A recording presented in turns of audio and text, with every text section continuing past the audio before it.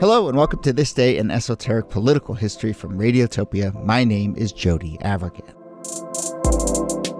This day, late February 1995, President Bill Clinton offered some remarks in Canada in which he says this, quote, "In a world darkened by ethnic conflicts that tear nations apart, Canada stands as a model of how people of different cultures can live and work together in peace, prosperity, and mutual respect." Those are pretty bland, feel-good comments. I think I saw that on a Hallmark card once. But the context within which Clinton offered these remarks was anything but bland. He was saying this in front of the Canadian Parliament on the cusp of a referendum in Quebec over independence. The question of whether the French-speaking province would secede from the rest of Canada. That referendum was defeated in an incredibly razor-thin vote. So in this moment, Clinton offers these bland remarks, but they are generally seen as advocating against Quebec independence, or maybe just as a kind of don't rock the boat kind of remarks. And you can see how this was all received when he says this. The entire Canadian Parliament leaps to its feet to applaud his comments, except for the 53 members of the Quebec Separatist Party.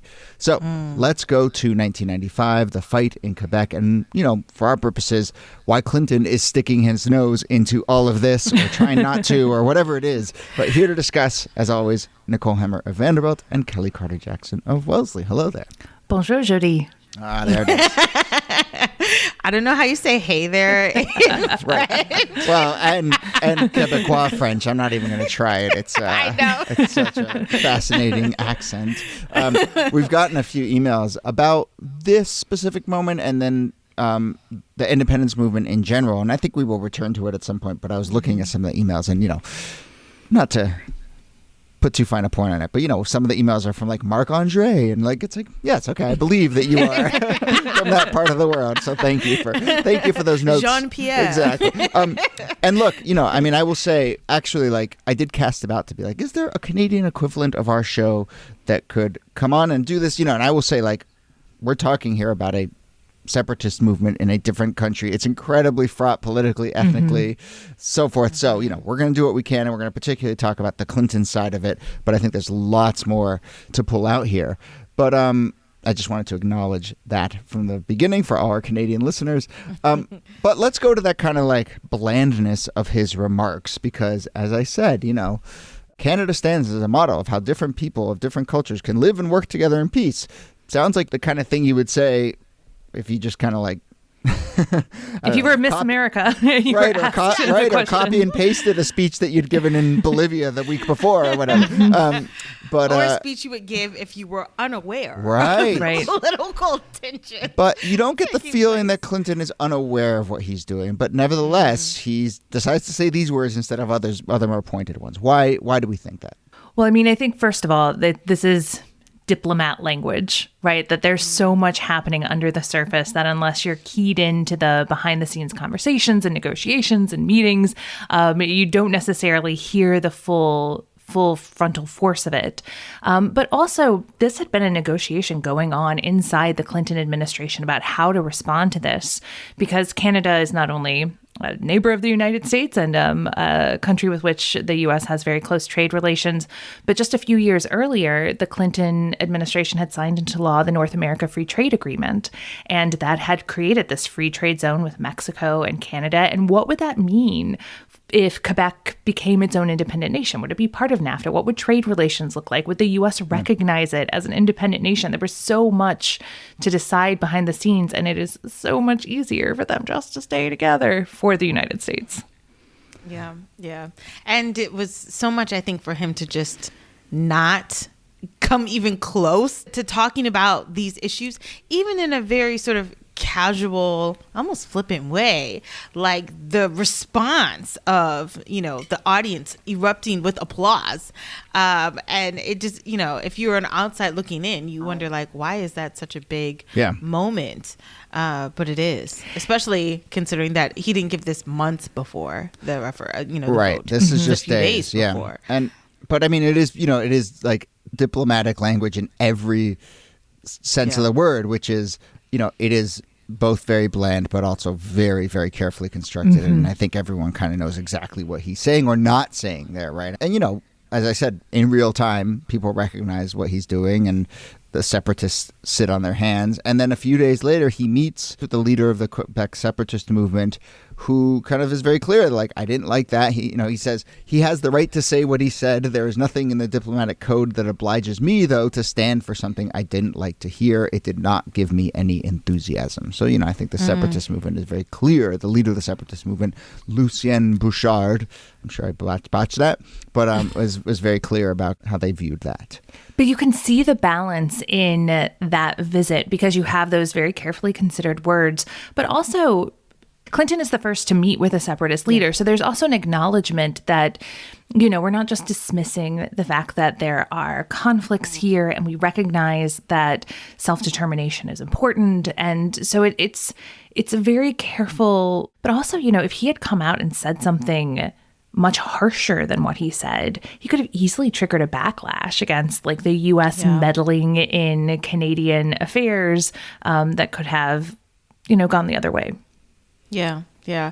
And I mean, it's interesting because, presidents prior to Clinton, Jimmy Carter in particular, everybody sort of held on to this mantra of like, we want good relations with Canada, just good relations. We don't want to ruffle any feathers, want to keep it nice and sweet. And, Clinton kind of steps on the line that is sort of the unspoken line we're not supposed to touch, which is meddling in the affairs of, our allies. I think it is actually sort of casually referred to as the mantra of just like the U.S. and Canada have a good relationship and a bright future together. And it's just kind of like every time these two countries get together, you just basically say some version of that, if not exactly that, and you just keep it moving, right? And but, there's so many, I think the larger context of, so there's a specific separatist fight, and we could talk a little bit about the kind of how that plays out and how it's incredibly thin, and we've gotten emails from listeners with memories of that. But there's also the larger context, and Niki started to hint at it, of like, what else is going on? What else is on Clinton's plate? Kind of how much of a big deal it would be for Canada to be a trouble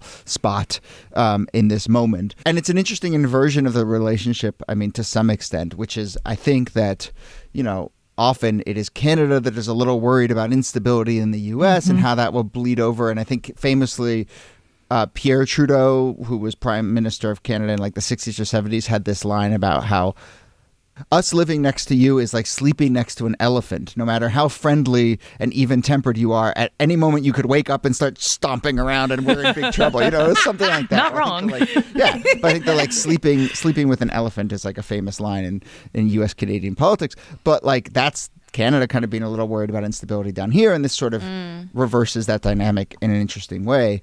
The other thing that I just thought about a lot, just in this dynamics of what's going on here, is Ireland. And, I think especially that moment where Clinton offers these very bland remarks, but then a couple of days later meets with the leader of the Separatist Party, that was a dance that the U.S. had to run with Ireland a lot. And you read, I think, we did that episode with that guy, Nate Levy, who did that great series about U.S.-Irish relationships. Patrick Radden Keefe has written this book. And in there's these moments where this language that Clinton employs, which is like, I acknowledge that the separatist movement has a political place, but me meeting with them does not endorse them. That felt like the stance with the IRA and Sinn Féin and the U.S. leaders meeting with Irish separatists for a long time. And it just kind of really struck me as that. And also, specifically in this moment, right, I bet you somewhere in the back of Clinton's mind, it's also what is coming to be the late 90s are defined a lot by kind of the U.S. brokering what's going on in Ireland as well. And what's going on in Europe, and especially Eastern Europe and the Balkans more broadly. It's during the 1990s with the dissolution of the Soviet Union that suddenly you have all of these independent movements and separatist movements, and that is leading to war in some areas. It's leading to ethnic cleansing in some areas. And the U.S. is deeply involved in a lot of that crack up. And part of that is about, U.S. foreign policy, but part of it is also reflected in anxieties back home where you have this fear of what was called at the time Balkanization, the idea that the U.S. was starting to crack up and lose the things that held it together. Arthur Schlesinger wrote this book called The Disuniting of the United States, or The Disuniting of America, which got at exactly this idea that there's no longer a core to hold things together. So Clinton is no doubt thinking about that as well. Yeah, and he's not wrong to think that either.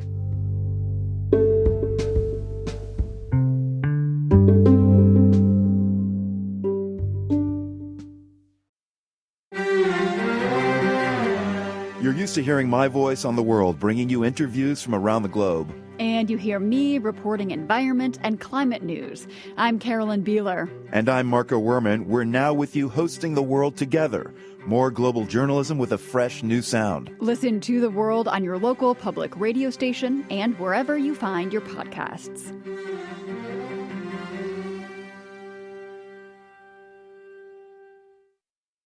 This is interesting to me because normally, Clinton's MO is kind of like diplomacy and being articulate and savvy with his words and sort of knowing how to like connect with people and give these speeches that he's written himself, like that to me is sort of like at least, the Clinton that I'm familiar with. But this felt a little sloppy, giving this speech in a moment where I felt like so close to an election. Just not a good idea. Like, I wish some aide had pulled him to the side and been like, bro, you don't want to do this. Like I know you feel like you're being benign, but this is not going to be read that way. Fake an illness, stay home. Don't even do it. I do think like the stance he takes once he's there, I think is probably relatively savvy, right? I mean, whether, you can argue whether it's moral or whatever, but like in terms of really trying to play it down the middle and say the right things and not ruffle too many feathers, especially given how this vote ends up playing out. This election, the no option, which is, a referendum on separatism or not, the no option wins by 50.58% of the votes. It's the highest voter turnout in Quebec's history. 93% of voters in Quebec turn out for this. That's and, wild. I think there had been referendums earlier that had been much wider gap towards let's stay as part of Canada, but here it is super, super tight. So it's just even in some like basic level of Clinton saying, well, I don't want to pick a side because I'm not really sure which side's going to end up winning this thing. It was savvy in that regard, I suppose. Yeah, and ultimately, because of that razor-thin margin, there is some sense that Clinton's intervention, bland though it was actually useful in making sure that the separatists lost in that election, because it's not just that the U.S. is Canada's largest trading partner. The U.S. is Quebec's largest trading partner, and so that idea that the U.S. doesn't want this to happen, there might be consequences for us if this happens, was more kind of at the forefront of voters' minds. When it's that thin of a margin, there are a lot of things that are playing into the end results. And we got an email. One of the emails we got about this pointed out that somewhat recently, in the last 10 years or so, some documents from the Clinton Presidential Library came out, and they show that there was, Kellie, to your point, like a lot of back and forth about should we be going, what should be going, how much should we do? But then there was also like game planning. And it was like, oh gosh, if this vote passes and Quebec votes to secede, what does that mean? And, I think the initial instinct was, well, we're not going to immediately let them into NAFTA. We got to figure this out. There's a relationship that's been long cultivated with Canada, and we can't just sort of patch this new country in. But there was a little bit of that, apparently up until like the night before, some of these memos are like going back and forth, still gaming out the scenarios. There was not a sort of like policy in place one way or the other. They were sort of improvising a little bit. One other detail, I mentioned that Clinton could have faked an injury and not gone up. Did you see this? There's this other incredible detail. Oh, yes. So the person who should have faked an injury, the person who should have canceled the meeting with Clinton, is the Quebec separatist leader, Bouchard, who just days before had lost a leg to a flesh-eating bacteria. So you want the esoteric political history nestled in the story. We probably should have just led with that the Quebec separatist leader, a week before the vote, lost his leg to a flesh-eating bacteria in 1995. Guys, that's my nightmare. That's my nightmare. Swimming in some sort of pond, catching some sort of bacteria. It's a nightmare. I don't like it. Yeah. No, I don't like it either. I think we can all get on that. But, he still showed up. He could have said, I'm not having a good day now. But he showed up. It's true. So as we wrap up, I did mention that, we've gotten some nice emails from this, including one from someone, Jonathan, who emailed us. Actually, I'm looking, is a couple years ago, but it was in 2020. But, he was saying, I listened to your show and you talk a lot about moments in U.S. history, including, this current one where it feels like this crack up is on the precipice, and he said, I have distinct memories of, he lives in Western Canada, but, I have distinct memories of a kind of this vote playing out. I was young. He was like, this is one of my earliest political memories of this idea that, oh gosh, this thing that I thought was stable can maybe just start to crack apart. I will say, though, there is part of me that in thinking about this story sees another side of it, which is, we often play that game in this country of like, oh, what if we had a parliamentary system? What if we had lots of different parties and factions, and what would that mean? And would Texas have seceded 20 years ago, or would like these little pockets of the country that seem so divided fall apart? And to me, this story in some way, and frankly Ireland in some way, shows that even within that very messy fractious system, like there is stability, right? Like Canada hasn't broken up into a million parts. For better or worse, like Irish territory has stayed basically as it has for a long time. And so, it just gets me thinking. I'm curious if you have thoughts, but it just got me thinking that like it's tough to roll back something that has existed sort of in those ways for a long, long time. And as close as we've come to civil war and fracturing and all that stuff, it actually hasn't happened. Yeah, there's that idea that all systems tend toward entropy, but actually, stability and existing institutions hold on, and only in very dramatic and abrupt moments, not only, but often only in dramatic and abrupt moments do they come to an end. I get it. It's like being the incumbent.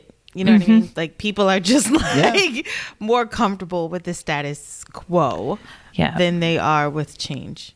Yeah, and I mean, even if the status quo is problematic, totally, we tolerate a lot of things over changing. Right, and I mean, I guess you could read a vote that's that close as the one that happened in Quebec both ways, right? Which is one, oh, status quo prevailed, or gosh, given the bias towards status quo that we're talking about here, for it to be that close sends a pretty strong message about. Yeah, it does. Especially given that, as I mentioned, previous votes had not been that close at all. So, I do think, like, at least, I mean, I was very young. I was pretty young when this happened, but, like, I do remember even kind of in the conversation, at least in this country, it was more of a wake-up call than it was okay, Canada decided to stay stable. It was more like, whoa, this is a real thing that we're going to have to keep an eye on.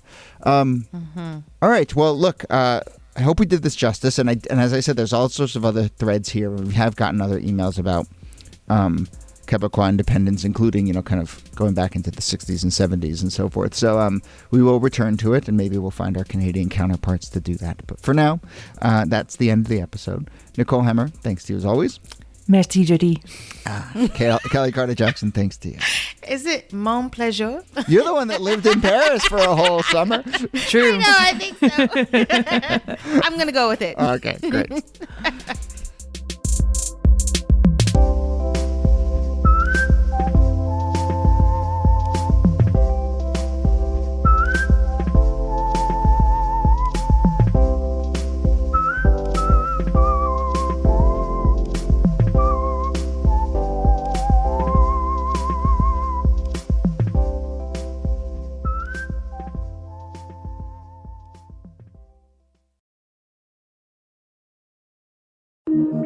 Radiotopia.